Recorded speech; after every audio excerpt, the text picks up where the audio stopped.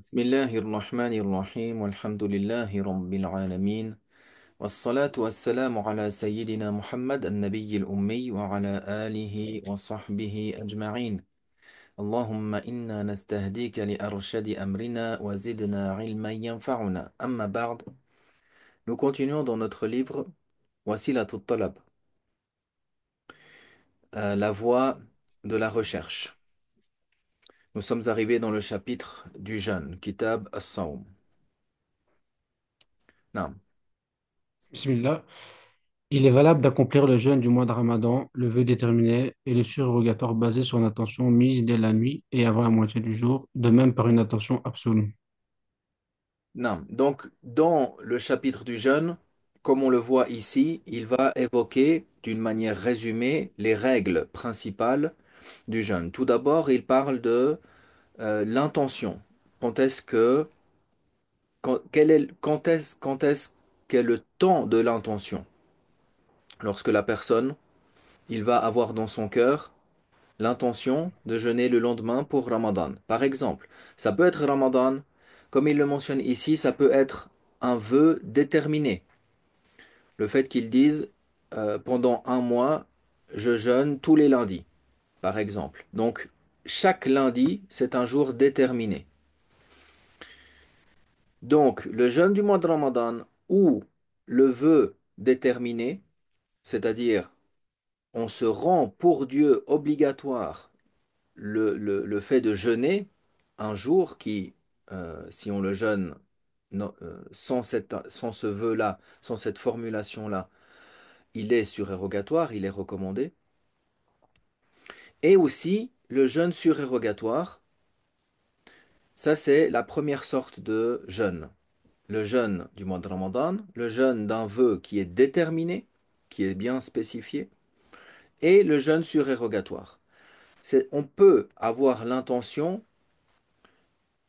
durant la nuit, c'est-à-dire depuis le coucher du soleil jusqu'à la moitié du jour.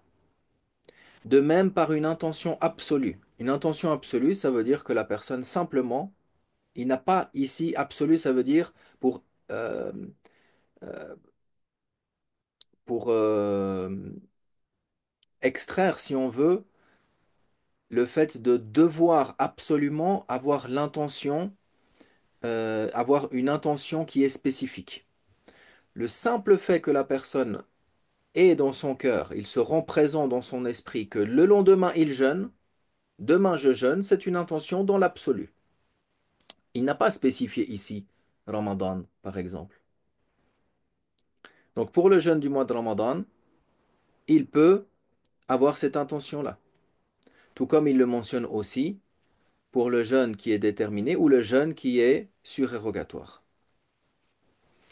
Depuis le Maghrib jusqu'au milieu de la journée, c'est-à-dire environ 1 heure avant le Dhuhr. Jusqu'à ce moment-là, il peut avoir l'intention pour un de ces jeûnes qu'on a précités. Jeûne du Ramadan, c'est-à-dire pas en rattrapage. Le jeûne du Ramadan quand on est durant le mois de Ramadan. Le jeûne qui est déterminé, suite à un vœu déterminé, et le jeûne surérogatoire. Avec une intention absolue, comme on l'a mentionné, le simple fait de se rendre présent que demain je jeûne, sans avoir dit Ramadan, sans avoir dit Sunnah, etc. Non. Il est une condition pour les autres sortes d'avoir l'intention durant la nuit et de préciser quel est ce jeûne. Pour les autres sortes de jeûnes, c'est-à-dire le jeûne qui est euh, obligatoire, comme un jeûne de rattrapage, le rattrapage du Ramadan par exemple. Une personne n'a pas jeûné pendant Ramadan parce qu'il était malade. Une femme n'a pas jeûné Ramadan parce qu'elle avait les règles. Une personne n'a pas jeûné pendant Ramadan parce qu'il était en voyage. On va le voir à la fin de la section, à la fin du chapitre, les raisons qui permettent à la personne de ne pas jeûner. Donc, il va rattraper ensuite son jeûne du Ramadan. Mais ce jeûne-là, il n'est pas spécifié, il n'est pas déterminé. Il peut le jeûner juste après Ramadan et il peut le jeûner avant le Ramadan suivant. Il peut le jeûner, rattraper ses jours de jeûne de Ramadan pendant les jours qui sont courts en hiver, par exemple. Donc, ce jeûne-là, il n'est pas déterminé par un... Il n'est pas déterminé, il n'est pas précis. Donc, ce jeûne-là, il doit être... Son intention est uniquement durant la nuit, c'est-à-dire depuis le Maghrib jusqu'au Fajr. De même que le jeûne qui est euh, suite à une kafara, par exemple, ou une expiation.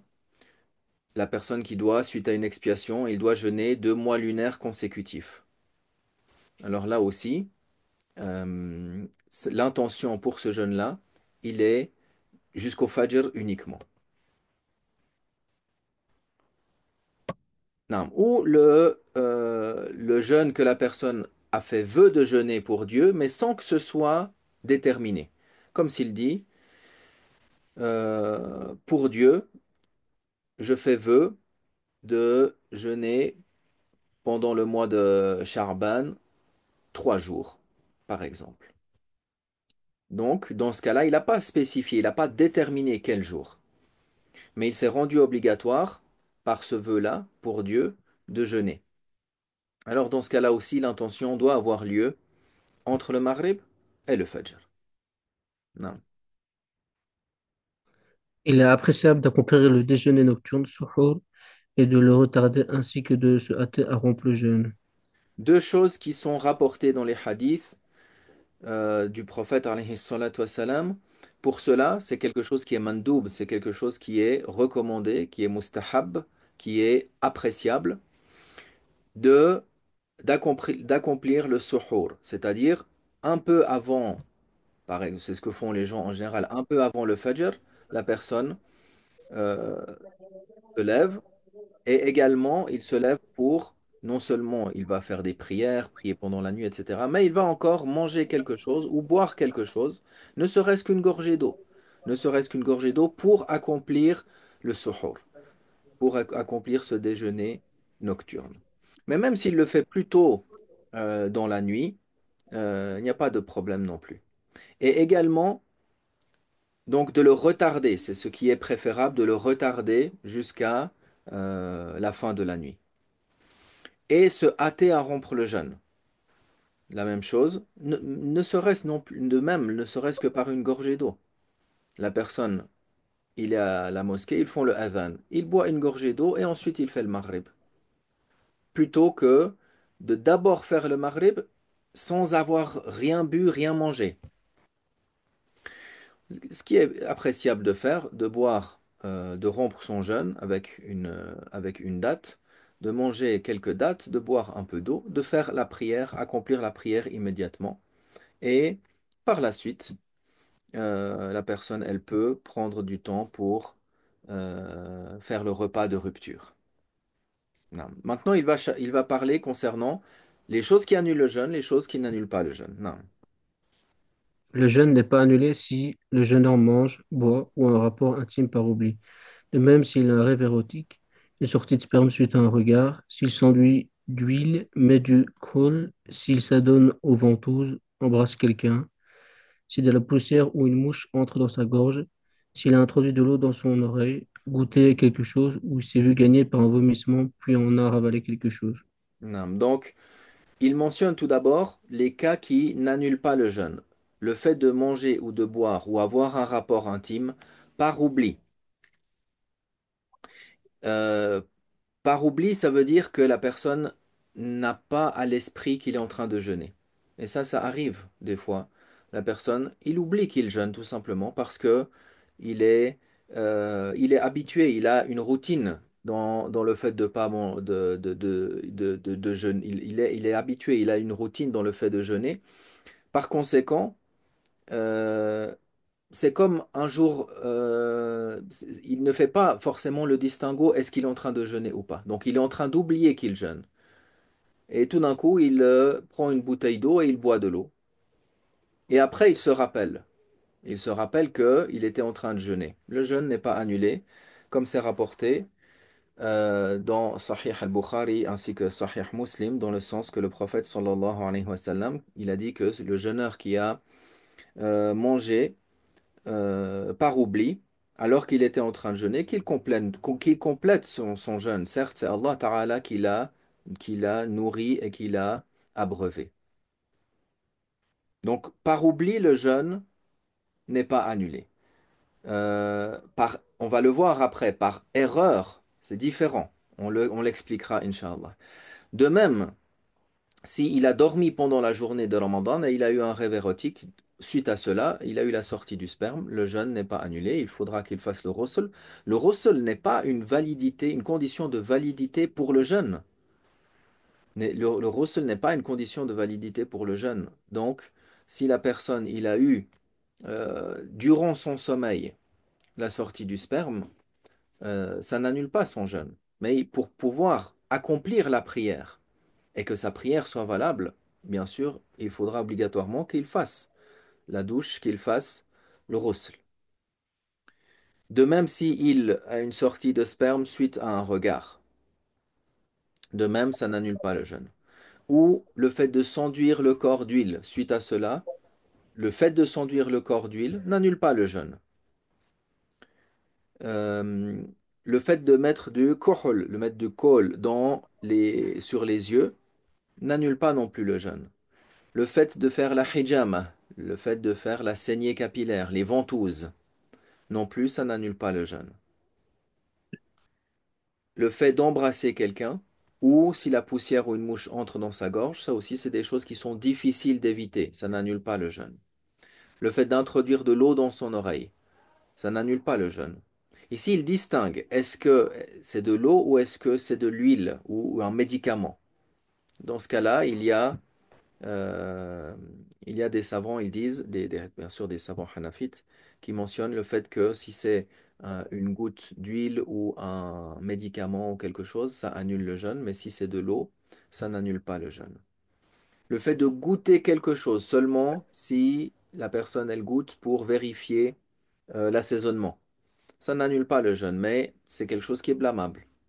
On en a parlé un peu plus en détail dans le chapitre du jeûne, dans le Mukhtasar al-Quduri. Ça reste un acte qui est blâmable dans un cadre spécifique.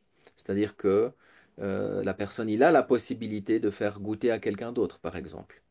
Il a, par exemple, quelqu'un avec lui qui ne jeûne pas, qui a une excuse et qui ne jeûne pas. Alors c'est l'autre personne qui ne jeûne pas suite à une excuse qui peut goûter. Si lui, il goûte quand même, bien sûr, sans rien avaler, sans qu'il y ait quelque chose qui arrive dans sa gorge, alors là, le jeûne n'est pas annulé, mais ça reste blâmable, s'il peut le faire par quelqu'un d'autre. Et aussi, le fait d'être gagné par le vomissement, même s'il en a ravalé par la suite quelque chose, le jeûne n'est pas annulé. Non. Le jeûne est annulé et devra être rattrapé s'il rompt son jeûne par erreur, a introduit quelque chose dans son anus ou dans son nez, s'il a mis des gouttes d'huile dans son oreille, avale un caillou, s'il n'avait pas eu l'intention de jeûner à Ramadan, la sortie du sperme suite à un rapport avec un animal ou suite à un baiser. S'il a pris le déjeuner nocturne en pensant que c'était la nuit, il rattrapera un jour. Donc ici, il y a le jeûne, le cas de figure où le jeûne est annulé, où il rattrape un jour, mais il n'y a pas d'expiation, il n'y a pas de kafara. Donc, il devra uniquement être rattrapé, un jour pour un jour. S'il rompt son jeûne par erreur, il a fait le wudu et sans qu'il n'oublie, c'est pas le cas qu'il a oublié le jeûne. Il sait qu'il est en train de jeûner, mais par erreur, sans faire exprès, son objectif c'était pas de boire. Mais en rinçant sa bouche, il y a de l'eau qui est passée dans sa gorge. Il a avalé de l'eau.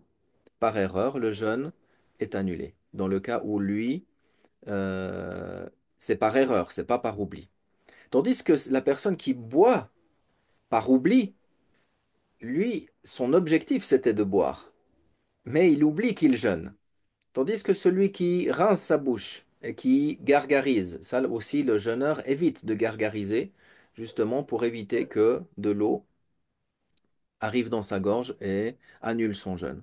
Mais lui, celui qui se rince la bouche et qui avale un peu d'eau par erreur, il n'est pas en train d'oublier, il n'a pas l'oubli du jeûne, mais son objectif n'était pas de boire. C'est pour ça qu'on dit il a bu, par exemple, dans ce cas de figure-là, par erreur. Son jeûne, il est annulé. Le fait d'introduire quelque chose dans son anus annule le jeûne sans expiation, ou aussi dans son nez. C'est pour ça la personne, quand il va rincer le nez aussi, il maintient la madmada, rincer la bouche, rincer le nez, mais il est précautionneux, il fait plus attention. Quand il aspire, il laisse l'eau entrer dans la partie qui est molle, al-marine, la partie molle, la partie cartilageuse du nez, pour que l'eau n'arrive pas et ne dépasse pas et n'arrive pas derrière cette partie-là du nez, la racine du nez, si on veut. Le fait de mettre des gouttes d'huile dans l'oreille annule le jeûne. Avaler un caillou annule également le jeûne. S'il n'avait pas eu l'intention de jeûner le Ramadan complet, depuis le début, il n'a pas eu l'intention de jeûner Ramadan du tout. Alors il doit rattraper ce jeûne sans expiation. La sortie du sperme suite à un rapport avec un animal, bien sûr ici on parle du jugement. Est-ce que ça annule, est-ce que ça n'annule pas? Est-ce que ça rend obligatoire la kafara ou pas, l'expiation? On ne parle pas du caractère licite. Bien sûr, cette chose-là, que Dieu nous en préserve, est interdite. Ou suite à un baiser, la sortie du sperme, suite à un baiser. Avant, on a vu suite à un regard. Mais s'il y a un contact, hein, il embrasse son épouse et il a la sortie du sperme, il doit rattraper, mais il n'y a pas de kafara.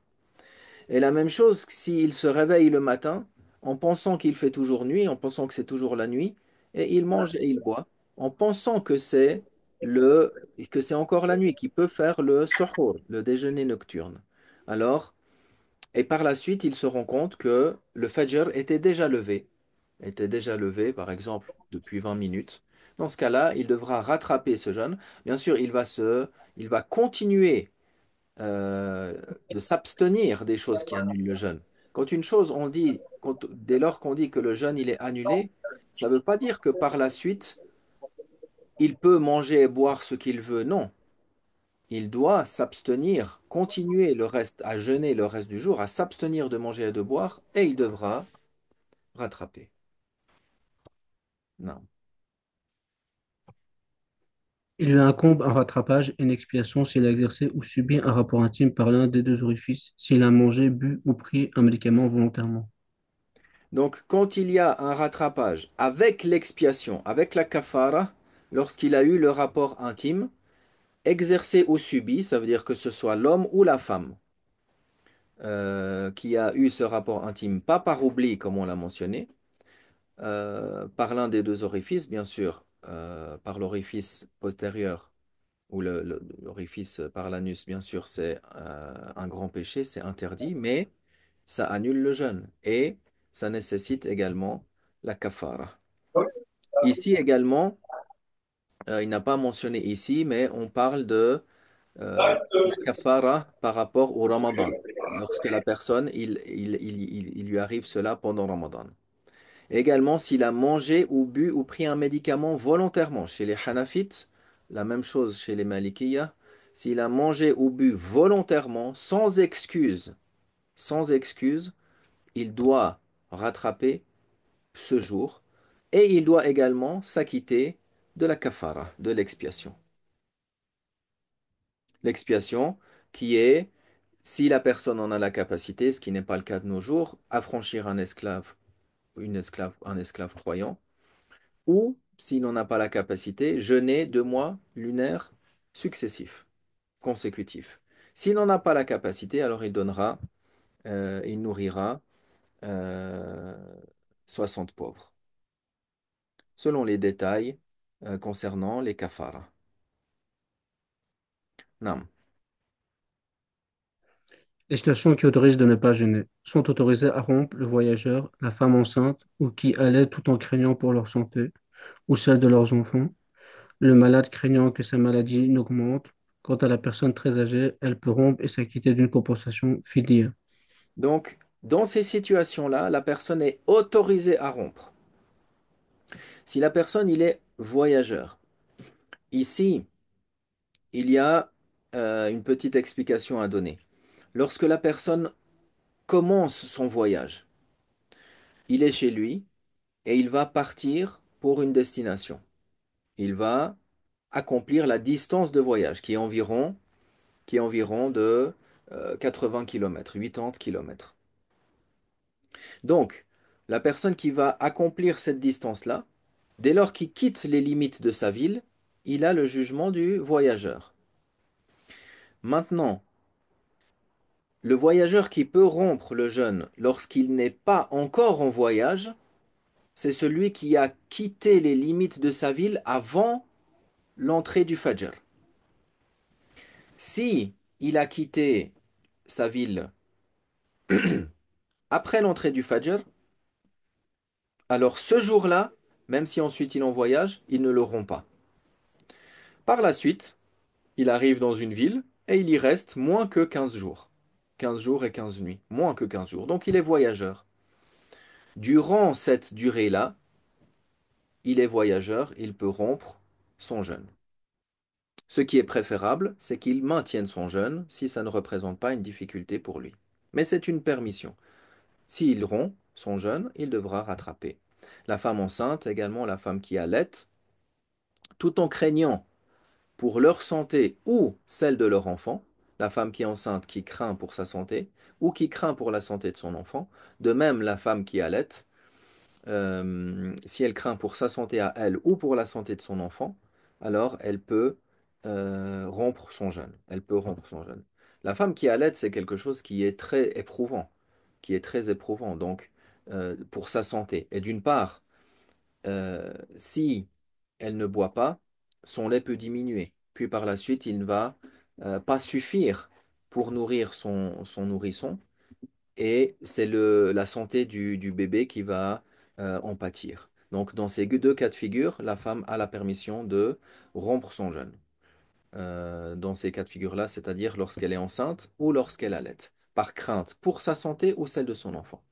Elle doit rattraper un jour pour un jour, sans qu'il y ait de fidya, sans fidya à donner chez les Hanafites. Quant à la personne très âgée,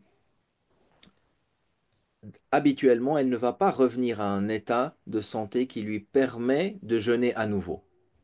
C'est pour cela qu'elle peut rompre le jeûne et elle s'acquitte d'une compensation, une fidya. Elle donne pour chaque jour un moud, par exemple, de blé à un pauvre, par exemple. Il y a la fidya aussi, les détails, on les verra, Inch'Allah, concernant ce qu'il peut donner à titre de fidya, à titre de compensation. Mais ici, c'est pour la personne qui est très âgée, celle qui n'a plus la santé pour supporter le jeûne, et habituellement, il ne va pas revenir à un état de santé qui lui permet de rattraper. Donc, c'est pour cela qu'il donne la fidya, qu'il donne la compensation. Non. Il incombe à celui qui entame un jeûne surrogatoire de le maintenir et il ne peut le rompre si ce n'est pour une excuse. Dès lors que la personne euh, Dès lors que la personne entame un jeûne, même surérogatoire, il a l'obligation de le maintenir et de le terminer. Et il ne le rompt pas si ce n'est pour une excuse. Allah subhanahu wa ta'ala, il dit وَلَا تُبْطِلُوا أَعْمَالَكُمْ dans le sens, et n'annulez pas vos actes de bien. C'est-à-dire, par cela, les Hanafites ont déduit que si on l'a annulé, alors on devra le rattrapage. Comme on l'a vu dans le chapitre de la prière, si la personne commence une prière surérogatoire, alors aussi il devra la maintenir et il ne va pas l'annuler si ce n'est avec une excuse. Puis il mentionne le chapitre du Hajj. Nous verrons cela, Inch'Allah, dans le cours suivant. Walhamdulillahi Rabbil Alamin.